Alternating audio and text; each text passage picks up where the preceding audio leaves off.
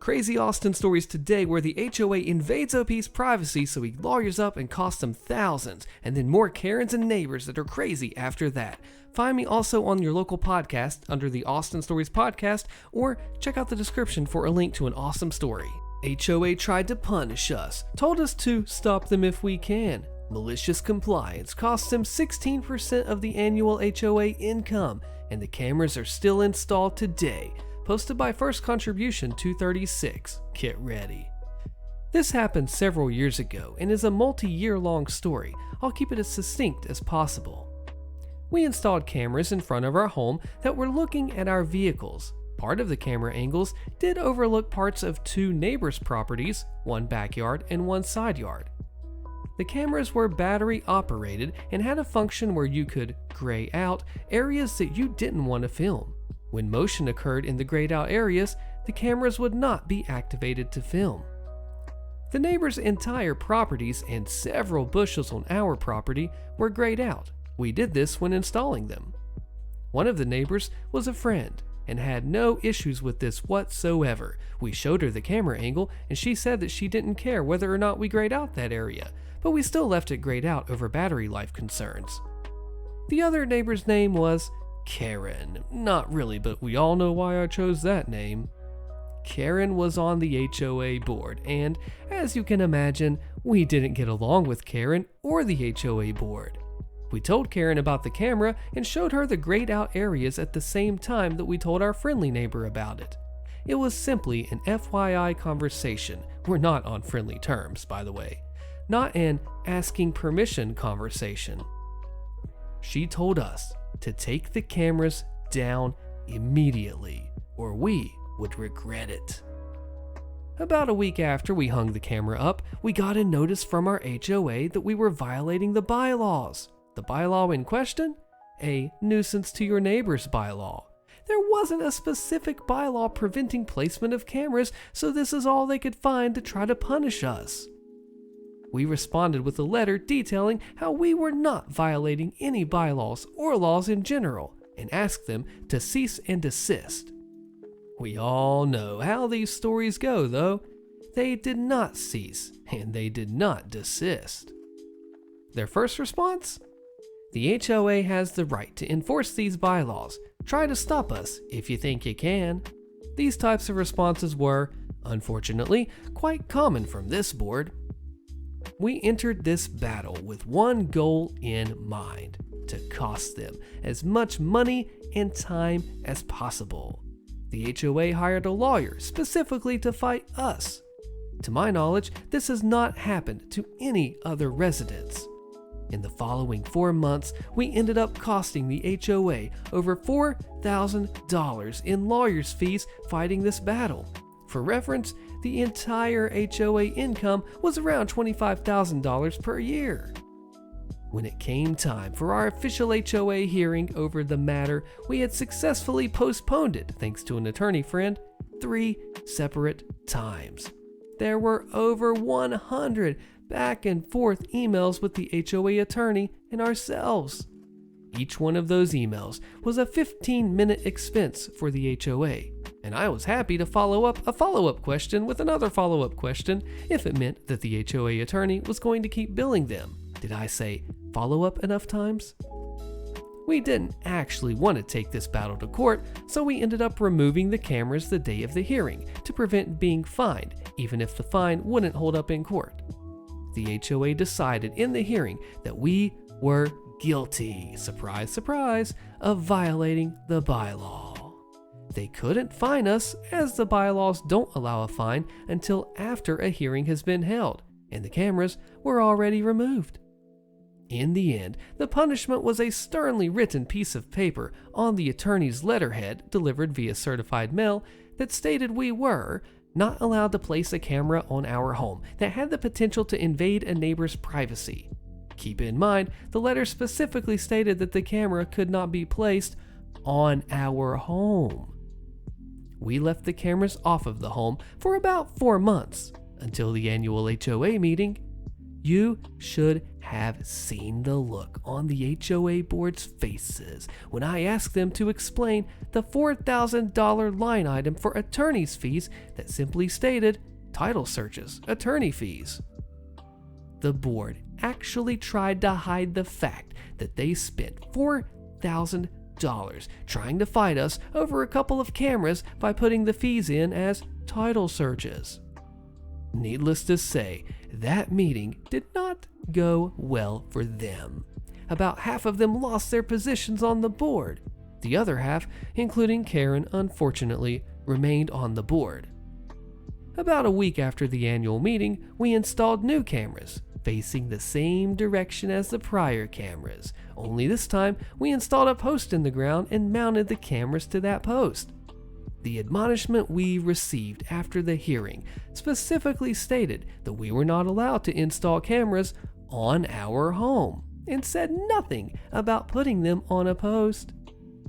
They did send a letter to try to tell us to remove the cameras, but a sternly worded response indicating that we were prepared to fight them actually worked this time around.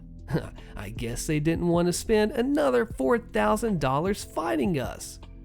We didn't receive any follow-up responses, and the cameras on the post are still installed to this day, over 2 years and running strong. If this ain't an example of HOA power and corrupt abuse, I don't know what is, but it's so beautiful because OP knew the rules, and so do I, as I like to say, and then just took them for what they're worth, following up the follow-up, running them $4,000 of their $25,000 income. That's 16% on bullcrap alone, and then to put them on the post and not the house, that's so genius malicious compliance, taking down the HOA and half the board, making them all resign. Unfortunately, Karen didn't go with them, but one day I bet she will probably. OP, way to go, and let me know what you think in the comments. This is a story about an entitled Karen causing drama in retail, of course, about shoes that she has to be right on. This is "A Customer Is Not Always Right Though" by Spirited Bee 6840. This is a pretty long story about my first job in retail. I have a lot of horror stories from that job, but this is one that sticks with me even 4 to 5 years later. A few years ago, after I had just started college, I got my first job working in the shoe department of a sporting goods store. My job was simple: assist customers with finding the shoes we want, keep the aisles neat and organized, and then occasionally order shoes for customers if they didn't have them in stock. One day, my department had a call from a customer asking if we had a shoe in stock. I checked, told them that we did, and then they asked if I could put the shoe on hold for them. Once again, I did, and then I kept it in the back until they arrived. When they did arrive, they told me the name and I went to retrieve the shoe for them. When they got the shoe, they claimed it was the wrong shoe. I was confused at first because I thought I'd gotten the one that they'd wanted, but decided that I may have made a mistake. Not making a big deal about it, I apologized and I asked for the product name again to search our inventory, only to realize I had gotten the same shoe I just handed to them. Now, I was really confused. The shoe they were asking for was the shoe that I just gave them, but they said it was wrong. So I decided to take them to the aisle that the shoe came from to see if they would like to look at the selection. The shoe that they had asked for, which was still the shoe I had given them, was actually on display. They saw the name to confirm it themselves, but still insisted it was wrong. Come to find out, the reason they said it was wrong is cause, supposedly, the shoe underwent some kind of design change, and now instead of being a pure black shoe, it was a black shoe with a small white line going around the bottom of the shoe. It was the same exact shoe, but they were confused because apparently this line was not there the last time they bought it. They explained that they were buying it for their son who worked on an oil rig and needed this type of work shoe for the job because they knew it was the one that he liked, but they were confused because of the new design of the shoe. They were an elderly couple, so I assumed they just thought it was a different shoe, and knowing their son liked it, they were concerned with getting him a different pair that he might not like as much. I reassured them it was the same shoe, despite its change in appearance, and I am sure their son would still be happy with it, to which they continued to argue it wasn't right. It now felt like I was trying to convince them that one small design change wouldn't change the way that the shoe worked. When that still didn't get through to them, I tried offering a different pair, to which they insisted they needed this shoe, but without the white line. At this point, I'm getting frustrated because it has been 30 minutes since I started trying to help these idiots. Eventually, my manager walked by and asked what was going on. After the customers explained the situation, she joined to try and help me. Eventually, she managed to convince them that it was the same shoe. I was a little annoyed that it took her 5 minutes to do something that I've been trying to do for the last 30 minutes, but I was happy that this exchange was finally over. Or so I thought.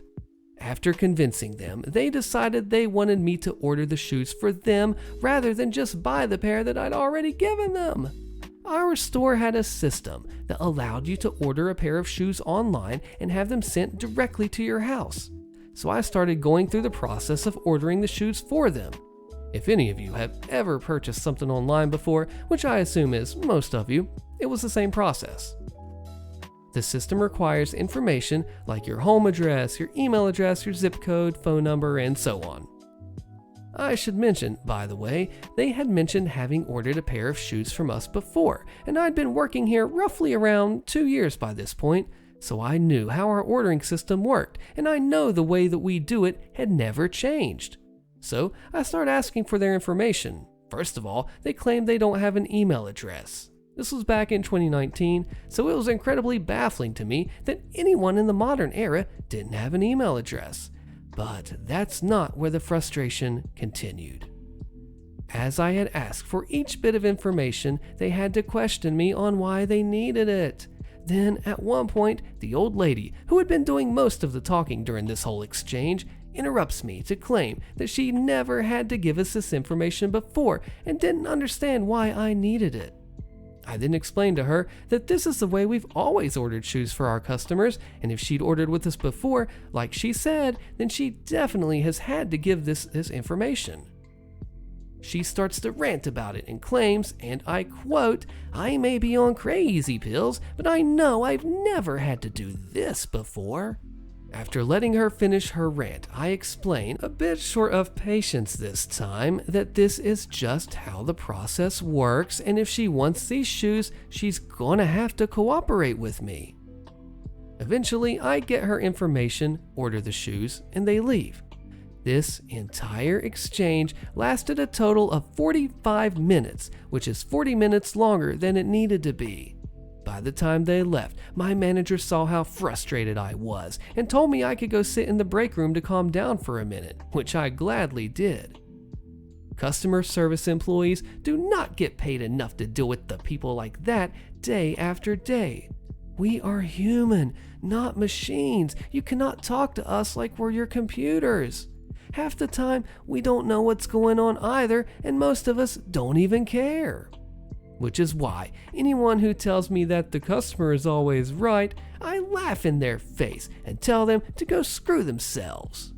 I'll tell you what, as Crystal Web 13 says here, the customer is always right in matters of taste. That means that if they like the red shoe and it sucks, you give them the red shoe and not the better blue one. If they want their steak well done with the rough texture of leather slathered in ketchup, then that's what you... Actually, you don't ever do that. You never grill that for someone. Medium or below, right?